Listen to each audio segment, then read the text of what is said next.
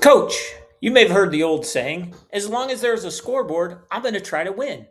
Or maybe you've heard someone say, I don't care if it's a pickup game at the park or the state championship game. I'm going to try to win. Hi, I'm Coach Mike Hilbert, and you're watching Cascade Sports Kingdom Minded Coaching. We put together this channel to inspire and encourage you to develop athletes that are transformed by an athletic experience.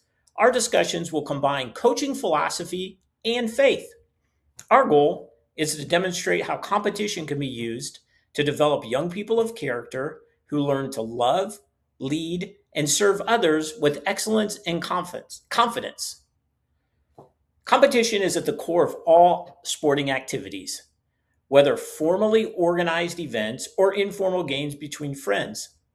Competition exists during games and practice. All sporting activities involve some form of competition. How we define this competition makes all the difference in the world when it comes to our enjoyment of the activity before, during, and after the event. When we get this definition of competition correct, there's a sense of anticipation, excitement, joy, and fun associated with sports. When we get the definition of competition wrong, the emotions of worry, concern, stress, fear, and anxiety are felt. Let's jump in and break this down a little bit further.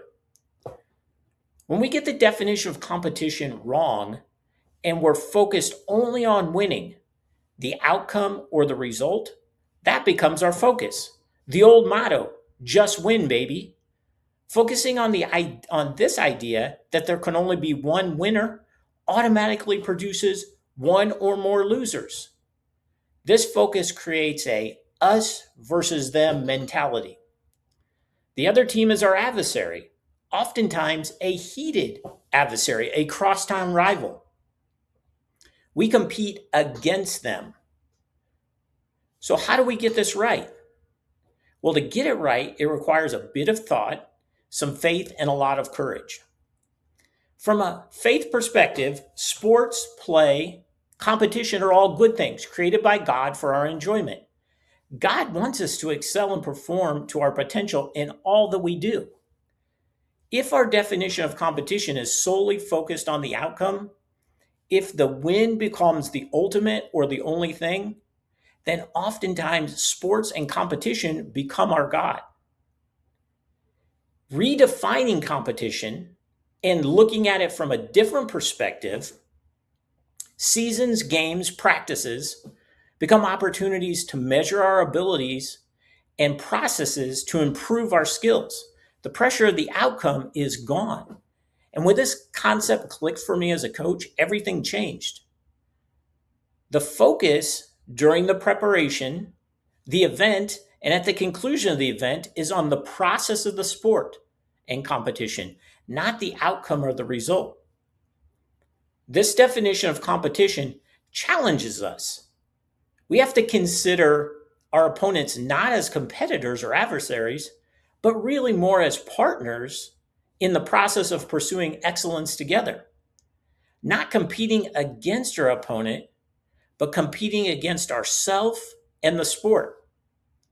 Instead of working against our opponent, you're working with them to challenge each other to be the best in that particular moment. Imagine if both competitors can achieve success in the process. Now, I understand ultimately the scoreboard will determine who wins the game on that particular day, but success is bigger than the scoreboard. It's the peace of mind that comes from knowing you did your absolute best to prepare and play in that specific moment. When you take this kingdom-minded approach to competition and coaching, it's going to require you to have a lot of courage to subordinate winning at all costs to a more of a focus on relationships with your players, the other team, possibly the referees. And this mindset is the formation of who we are based on whose we are, which leads us into a discussion of our identity. Now, we're going to postpone that discussion for a while. We will discuss identity in a later episode. But ultimately, competition should enhance our relationship with others in the community. We should view our opponents as our neighbors, And through faith, we're called to love our neighbors.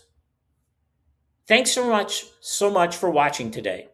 If you like the content, follow and subscribe to the channel. If you want to connect personally, send me a note at Michael, P as in Paul, Hilbert, Hilbert, 88 at gmail.com. We hope you join us again as we explore kingdom-minded coaching, impacting Kansas City and beyond, shaping the next generation. See you soon.